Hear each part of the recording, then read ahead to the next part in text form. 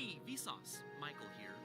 This picture is about a year and a half old, but the pyramids themselves are much older than that. How much older? Well, think of it this way. The pyramids of Giza were as old to the ancient Romans as the ancient Romans are to us. When the pyramids were being built, there were woolly mammoths living on Wrangel Island. That's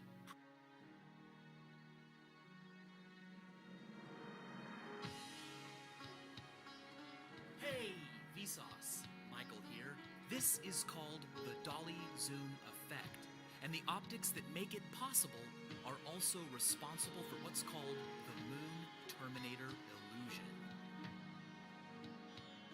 A terminator is the line between an illuminated and dark side. Light arrives perpendicular to the terminator, but it doesn't always appear to. Maybe you've noticed this before. When the moon and the sun are up at the same time and a good distance apart in the sky, the direction the moon is being lit from won't always appear to line up with the position of the sun. What's going on here? The answer lies in visual angles. The further away from you something is, the smaller it will appear to be. In psychophysical terms, its visual angle shrinks, the angle within your field of view that it stretches across. Now, this means that everything we look at is foreshortened. That is, it diminishes in size towards the horizon line, a line infinitely far away. Things that far away are foreshortened to the point at which they have no height whatsoever. This distortion affects everything that we look at, but it doesn't confuse us because our brains know about it. We can look at an object that is foreshortened and figure out what it probably actually looks like. For example, a door is a rectangle, but it's wrecked by foreshortening when opened. Closer distances appear larger. The whole shape is different. But your brain isn't freaked out every time a door opens because it understands that different sensations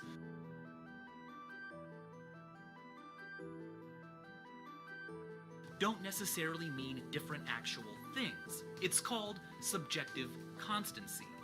Our brains cleverly factor in previous experiences and perspective clues from the surrounding world to calculate in real time whether changes in what we sense are because of actual changes in the things we're looking at, or are just merely products of their positions or the surroundings.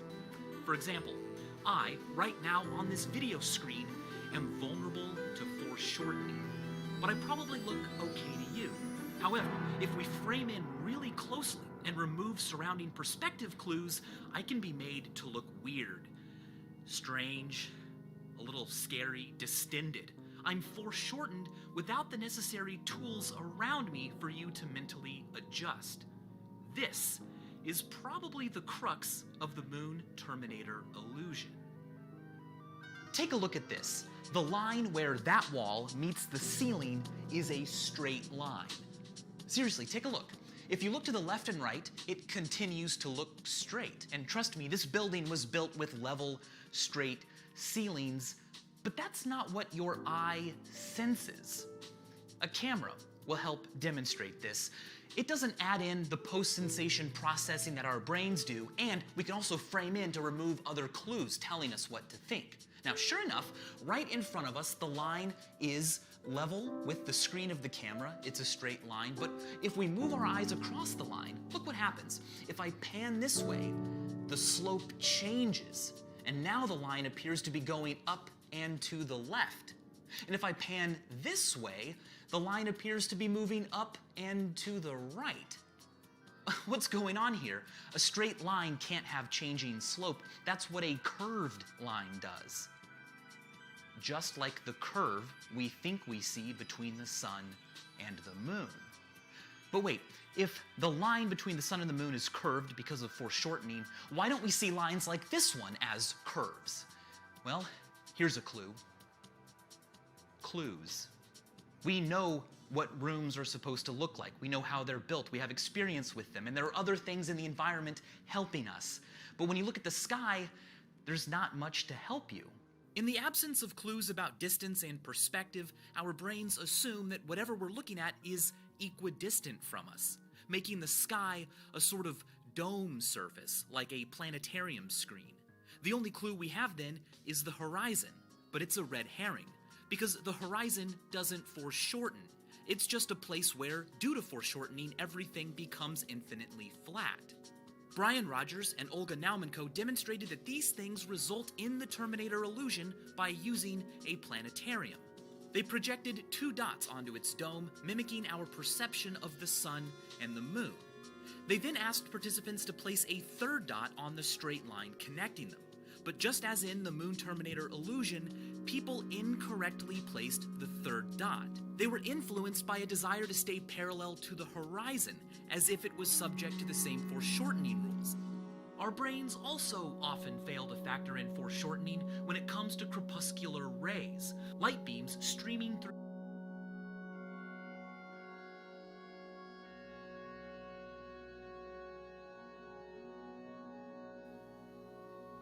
Put simply, a character set is the list of characters that your computer can understand.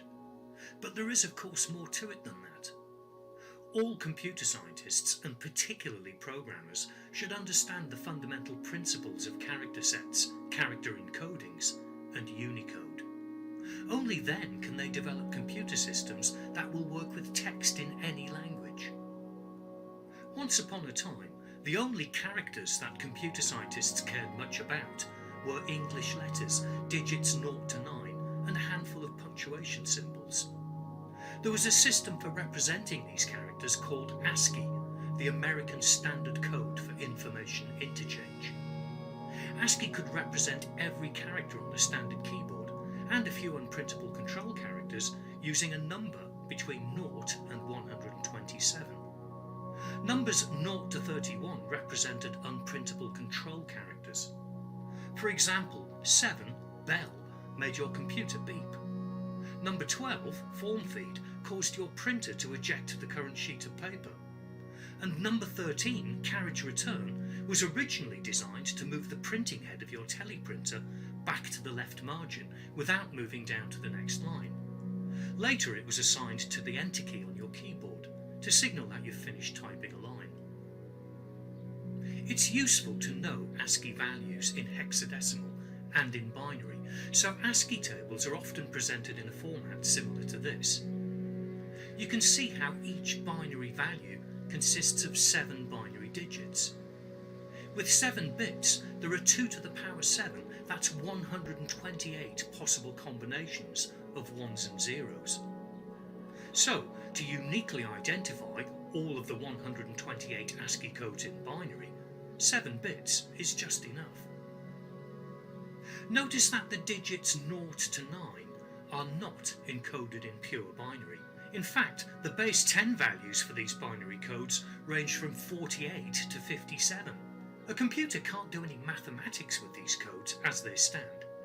When you type the character 9 on the keyboard, for example, the ASCII code 0111001 is sent for processing, not the number 9 in binary. Notice, however, that the rightmost 4 bits of the binary ASCII code for character 9 is indeed the number 9 in pure binary. In fact, this applies to all of the digits. This means that software can easily convert the ASCII code for a digit into a binary number by setting the 3 bits on the left to 0, if the context of the input so dictates. Here's another, rather convenient format which is often used for an ASCII table. The same 128 characters are here, but they're arranged rather cleverly. Look at the capital letter K. It's in row 4 and column B. 4B is the hexadecimal value of the 7-bit ASCII code for the capital letter K. As it happened, most early computers worked with groups of 8 bits, not 7. A group of 8 bits became known as a byte. 2 to the power 8 is 256, so in a single byte you can have up to 256 different combinations.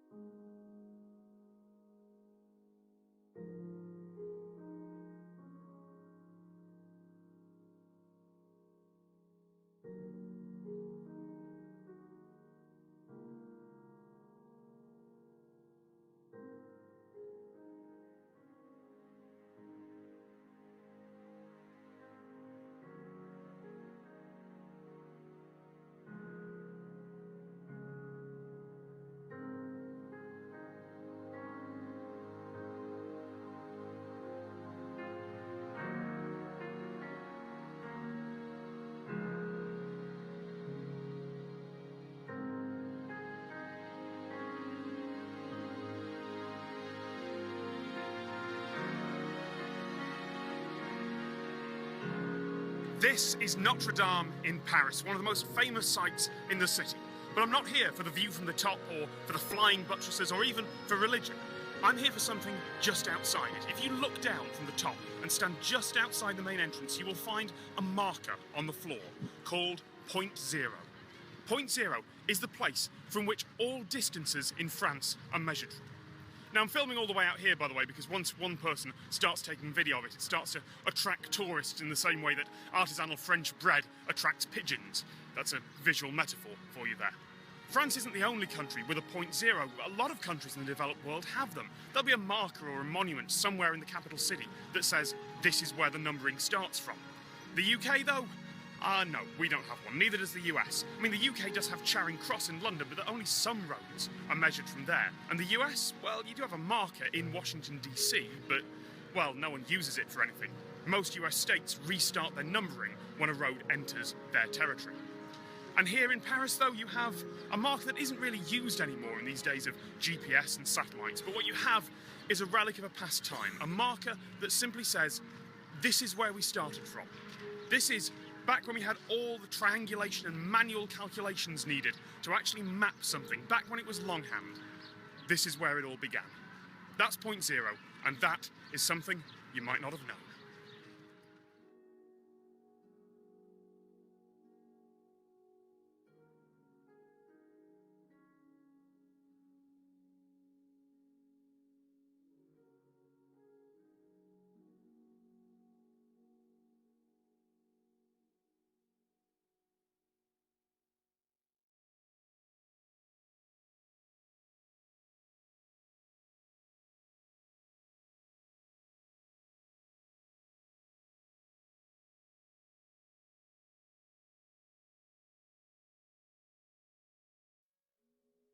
There is a huge flaw that plagues every Minecraft server in existence, and this is also why the Anarchy server 2b2t is stuck on Minecraft version 1.12.2.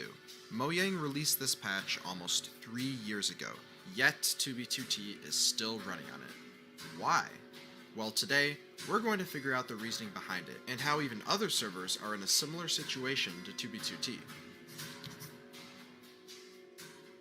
Since the beginning of 2b2t, the server has stayed relatively consistent, updating to each major version of Minecraft. In the early days, updating to each new version of the game wasn't seen as such a big deal to the admin like it is today. In fact, 2b2t and every other Minecraft server absolutely had to stay up to date because the Minecraft launcher at the time didn't have an option to switch to older versions of the game. This made Minecraft servers have to update as fast as they could just to retain their player base. But for the most part, this wasn't really much of an issue. Minecraft as a whole back then was a lot simpler, and the base code for the game didn't really change all that much. But as time went on, more and more features were added to Minecraft, and on top of that, the game kept getting more complicated, specifically with how the game functioned in the source code. Because of those changes, and due to the large player base 2b2t started to receive, the updates for the server started to lag behind quite a bit. What used to take just a few days to update to a new version now took weeks or even months. And that brings me to the current version 2b2t is on, 1.12.2. Almost 3 years has 2b2t been stuck on this version of Minecraft. But why this specific version? What happened in 1.13 that made Housemaster, the admin of 2b2t, not want to update? Well, here's the thing. Minecraft is not very efficient with handling a large number of players on a singular map. With version 1.12, a Minecraft server can run somewhat okay with around 200 players, given the right hardware and optimization. But with 1.13, all of this changed. In fact, Mojang made so many changes in this update that the game actually ran worse than 1.12. And yes, Housemaster did run a test of 1.13 during the 2019 April Fool's event, but the lag was just too much. There's an unbearable amount of lag, making the entire game unplayable. Breaking blocks, they don't break. Trying to break stuff to build tools, it doesn't really work out. Nothing happens. Then, on June 3rd, 2019, the 2b2t community heard the news that nobody ever wanted to hear. Housemaster announced that the server would stay on 1.12 indefinitely. This was due to the newer versions of the game simply being too unstable. This was a huge letdown for the players of the server. Nobody could experience the new game features that the latest updates had to offer. 2B2T was left behind in a now depreciated version of Minecraft. So here we are, July 2020. The server is still stuck on 1.12.2. Even though Mojang claims they've made performance improvements with 1.15 and 1.16, they still may not be enough to support the 200 plus players online at once on 2B2T. And it's not just 2B2T that has this problem. I'm sure most of you have seen the Minecraft Ultimate Survival Games event, with over 200 streamers in one singular game. You know what version that server was running? That's right, 1.12. Newer versions of the game are just not stable enough for the high player volumes. But regardless of what version servers run, all of them still have the same issue. Minecraft as a whole has a huge flaw with how their servers are programmed. After around 250 players online on the same map, any server will start to lag, even on the most powerful computer hardware available. And it's not even that Minecraft is too overwhelming for these computers either. It's that Minecraft is programmed to only take advantage of one single core on a CPU. There are very specific reasons to why this is the case that I won't get into, but the bottom line is that server admins are currently having to deal with this limitation of the game. So at this point in time, 1.12.2 is the latest, most stable version of Minecraft for having lots of players online on one map. This is why every large Minecraft server has a hub system with multiple lobbies. If you have too many players on one map, the server will certainly lag. That's why servers like Hypixel actually operate as hundreds, possibly thousands of individual servers linked together through lobbies. Ever since I've started playing Minecraft, I've always enjoyed those servers that have one singular map with over 100 players online at once. And I remember looking for ones that had even more players, but I could never find any. I thought players just preferred hub servers instead. That was until I realized that wasn't necessarily the case. Right now, from what I can tell, there isn't much progress from Mojang to fix this limitation in their game. A post on the Minecraft feedback page was made about this a while ago, but has since been mostly ignored. You see, this isn't only an issue with 2B2T. It has plagued literally every Minecraft server since day one. Mojang, this needs to be fixed. Imagine a server that has over 1,000 players on one map. No more would we have to intentionally divide up servers or wait in queues. Everyone can play the game together in a world that is 7 times larger than Earth itself. This isn't only an issue with 2B2T. It has plagued literally every Minecraft server since day one. Mojang, this needs to be fixed. Imagine a server that has over 1,000 players on one map. No more would we have to intentionally divide up servers or wait in queues. Everyone can play the game together in a world that is 7 times larger than Earth itself. Hopefully one day we'll see that update come, but we'll just have to wait and see.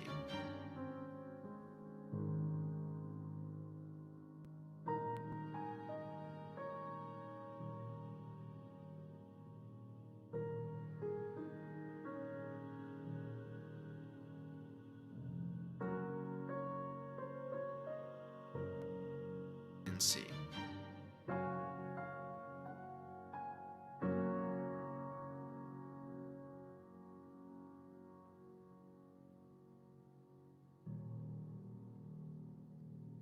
What's the most damage you can do in Minecraft? So, Mumbo Jumbo covered this 4 years back, but since then, and especially with the new 1.16 update, we can deal a lot more damage than what he talked about.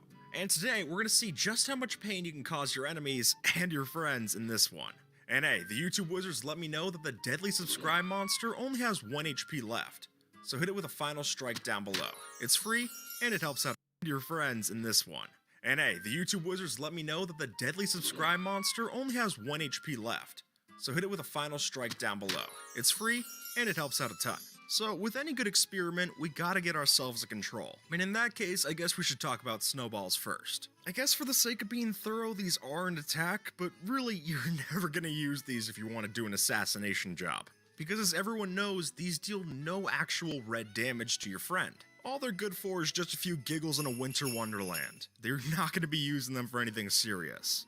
Unless you got a blaze farm, in which case, sure, they do actually deal some real damage. But until your friend gets made out of fire, these aren't going to make the list. Because anyone from a Minecraft noob to a pro knows that the real baseline in Minecraft is the unarmed hit, or better known as a punch with a fist. Now, for what it is, it does just fine. It deals 1 point of damage, and if you're a fast clicker, you can get that to add up pretty well.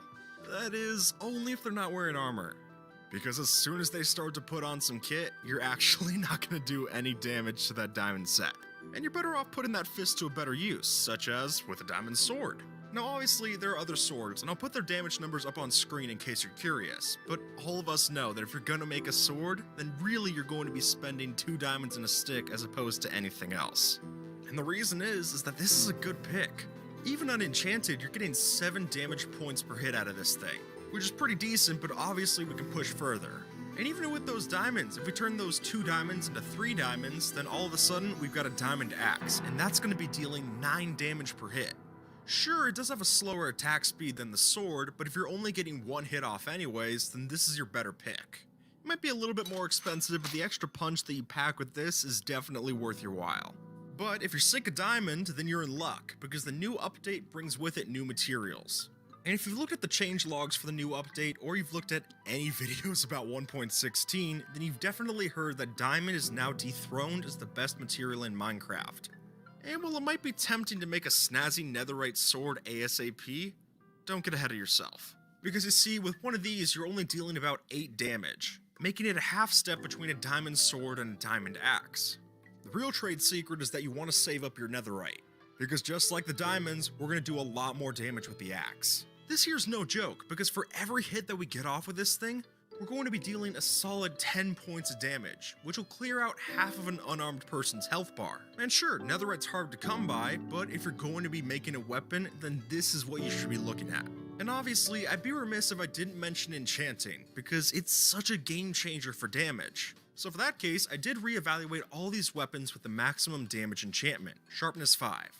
And while this did make some of the stinkers of that bunch a lot more viable, I was still shocked to see that it's not even worth your while for some of these cases. They're still going to be outclassed. After all, why waste all your time getting the diamonds, netherite, and levels necessary for that, when for all that same effort you could just brew a harming 2 potion and get even more damage? I'm being serious, a direct splash of a harming 2 potion deals 12 damage, which is more than both a sharpness 5 diamond and netherite sword, and puts it on par with a sharpness 5 diamond axe. Now, clearly, potions are much more disposable than an actual weapon, but again, if we just have one window of opportunity, this is going to do the trick and be a lot easier to come by than some fully enchanted netherite. Luckily, when we put sharpness 5 on a netherite axe, then it puts it all to rest. 13 hit points of damage, and that's even without all the bells and whistles that we can tack on, and we'll get to those later. Because that's right folks, we haven't even touched on critical hits yet. Because you see, landing a critical hit with one of these things bumps the damage up from 13 all the way up to 18 hit points of damage. And for an extra 5 points of pain, it's